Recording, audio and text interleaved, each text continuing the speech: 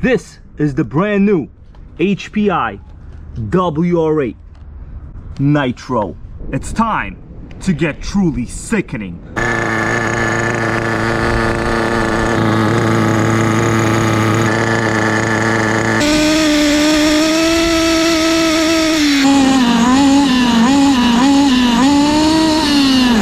We just pulled in for a pit stop.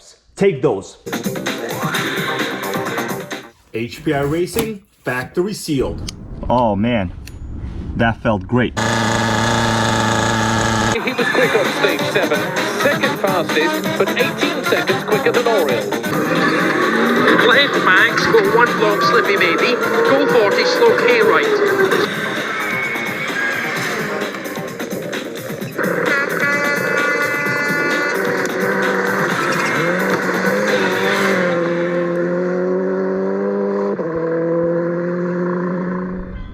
What's up, Nitro gang? This is the brand new HPI WR8 and it says Nitro on the box.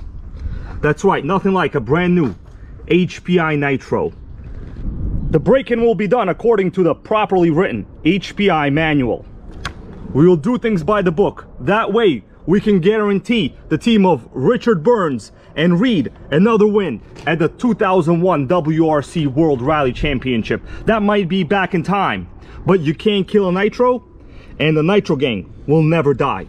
Now, the car next to it, just for size comparison only, is actually powered by nearly the same engine. I want to show you guys just how big the new WR8 actually is. So if I back out, check that out. Both cars can fit in the same frame now. WR8 doesn't really tell you what scale it is, but that is a regular 1/10 scale touring car. Both of them head on. The most obvious difference, I think you see what I'm talking about here. The rally model has significantly larger wheels. These are not the original wheels for this HPI, but they're basically the same exact 1/10 scale size. Check out the suspension movement as I push both of them down. The WR8 has incredibly great ride height. Perfect and ideal, exactly what you need for a proper rally car. In the front view, it becomes quite obvious what they have in common. The awesome HPI G3.0 engine. Now this is the better version. They call it the high output. I did check and compared it to the specs of the old HPI G3.0. The high output version, which a new WR8 comes with, has a larger carb venturi and it has different part numbers for the crankshaft and some other various parts. So it is a legitimate high output motor. Should we remove the safety sticker? Because we're gonna run it. We don't need that. Oh man, that felt great. Take a look inside. Clean, fresh, new glow plug.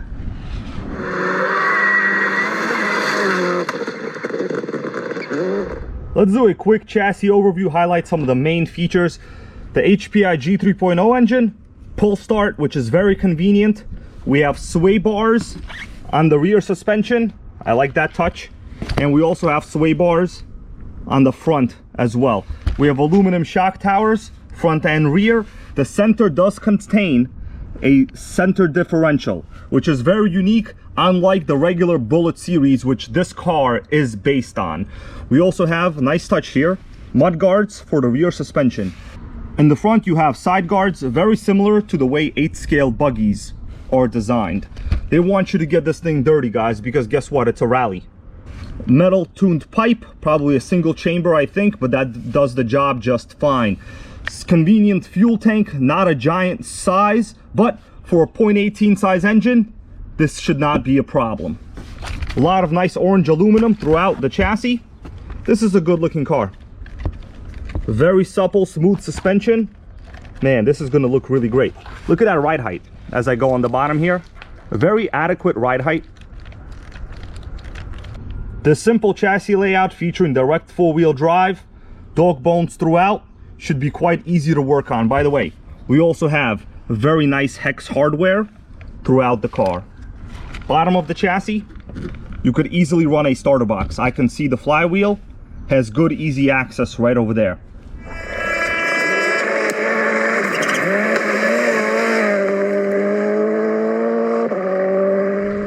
For a proper break-in, you only need the basics because HPI, they made this already to run. You just need your own glow driver. You need a tuning screwdriver. We'll get to this later. You know, you want to adjust the carb settings. And obviously you need some nitro fuel. I'm running this Bones Brew. And in case somebody missed the unboxing, I have everything that came in the box laid out here on the table. We have the car. We have the awesome HPI TF41 radio, which does have endpoint adjustments for the steering and the throttle. You can see these little trims on the inside there, adjustable with the screwdriver. And my favorite feature of them all, a dedicated throttle trim knob directly on the radio. I love it. 4 AA's in the bottom, 4 AA's in the car, or a hump pack of your choosing. We have the instruction manual. We have some spare shock spacers and a wrench. And the rest of it really comes down to the proper braking. So let's take a look at how easy it is to run rich and loud and also not kill your nitro.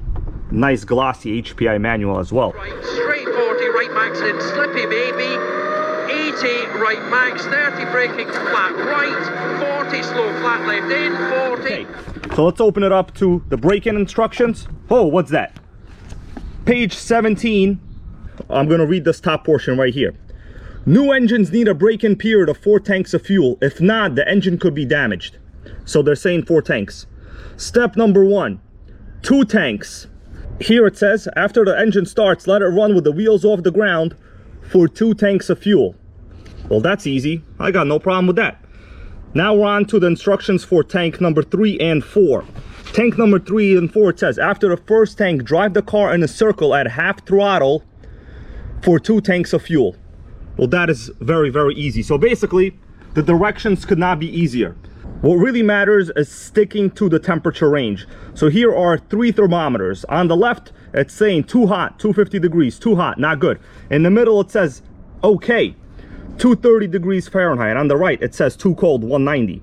You can run your engine on the richer side and maintain a low temperature, but you will also lose a lot of top speed and it will seem like your nitro is slow. So maintain the proper temperature, don't kill your nitro, read the manual, run proper nitro fuel.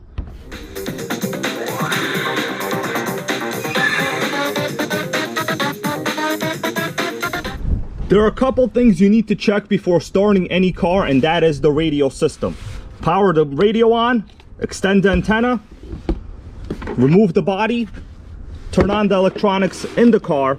By the way, this car has fully waterproof electronics. You could tell the on-off switch is very well protected with a rubber dust boot. Okay, electronics are on. We have good steering. Steering servo is very good and fast. What I'm doing now is to make sure that my brakes fully engage. So right here, I've applied the brakes. The brakes are very strong. These are factory settings, guys. I didn't adjust anything. It looks like HPI. They definitely know what they're doing. Next thing you want to do is put some oil on the inner element of this air filter. I will do this off camera. That way, we could just fire it up. Before I fire it up, just a little bit of safety. You need to check your failsafe. So the car is on right now. We got steering. I'm going to turn the radio off. Observe what happens. We have a full application of brakes. That is what the failsafe is. You power the radio back on. Servos go back to normal. Always check what happens when you power off the radio. That will prevent you from killing this nitro.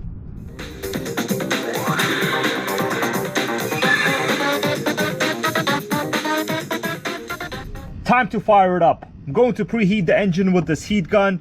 You could use a head warmer, but generally you don't really need it. It'll still start just fine. But when you get the engine a little bit warmer, you have an easier time firing it up, especially for a break-in. It's not that cold out right now, maybe about 55 degrees, but this can't hurt, you know? This heat gun is extremely effective, guys, extremely effective. Time to add the fuel. First tank of nitro. Always feels great. Full tank, baby. Next thing, we gotta prime the motor. Plug the exhaust and pull the pull start. I should be able to see fuel in this clear fuel line. Yep, I see fuel entering the carb. That's good. The first start is always a little difficult. Sometimes you flood it, sometimes you don't prime it enough. I can clearly see this fuel line does have nitro in it. Glow driver in. Oh, I felt it, it's gonna fire up. That's right, baby. First start. Sickening. We're gonna adjust some of the throttle trim on the radio. Lower the throttle trim.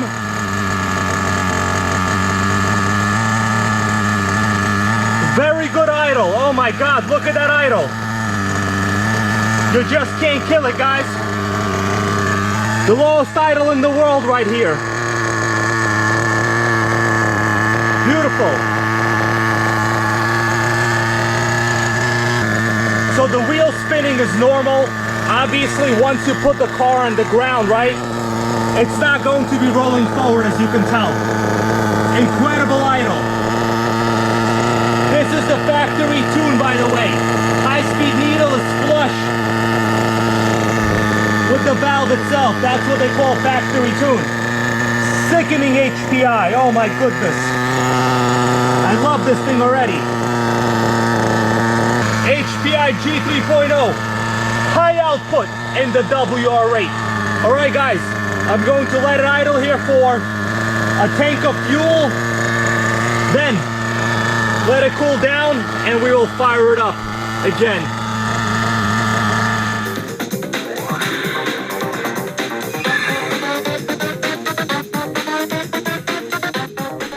Let's fuel her up again. First tank, everything went smooth. Now it will be idle tank 2 with the WR8. I gotta tell you guys, some people think nitro is hard, some people don't like break-ins. The break-in process is where you get to learn a lot about your car.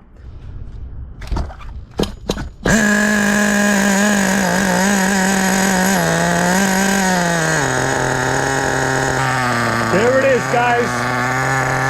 The sound of a beautiful, brand new nitro idling. Second tank, and then we're gonna do a little bit of running, guys.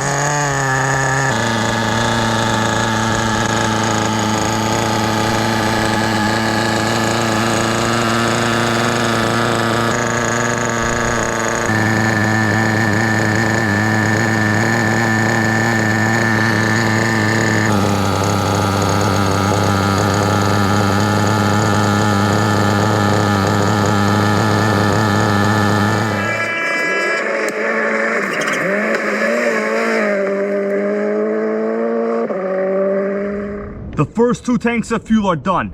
It's time to get truly sickening. Now keep in mind, these are just short, preliminary, small runs. The engine is still being broken in. We're not trying to kill it. And I will do about 25 to 50% throttle on these runs. Let's fire it up.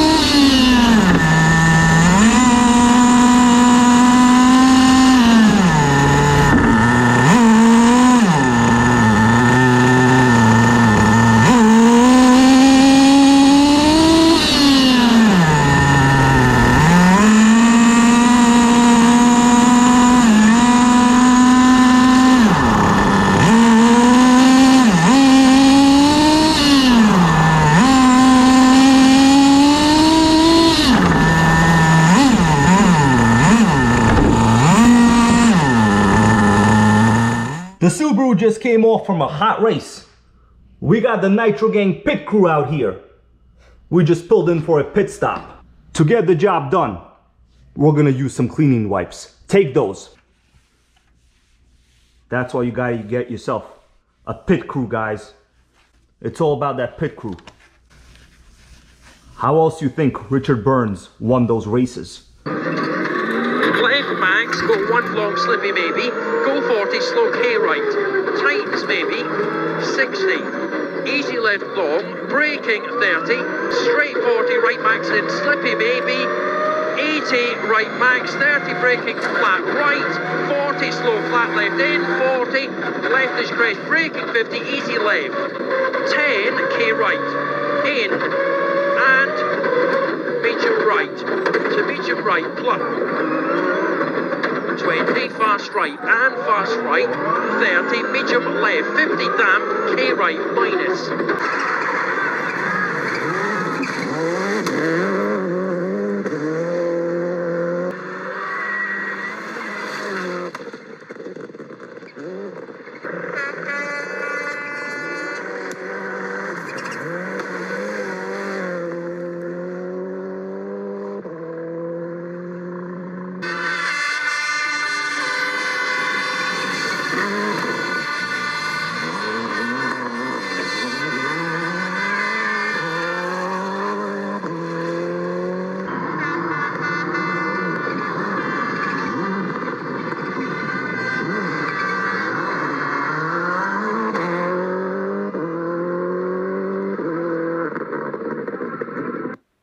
Three, two, one, go. 16 flat right. 13 years since his first rally, Richard Burns blasts into the final stage of his home event.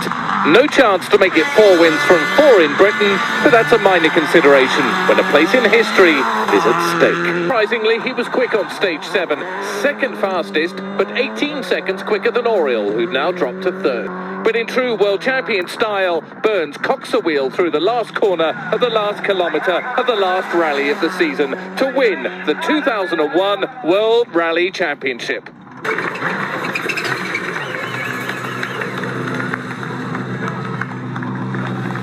Richard Burns, 2001 World Rally Champion. How does that sound? Sounds fantastic. Sounds fantastic.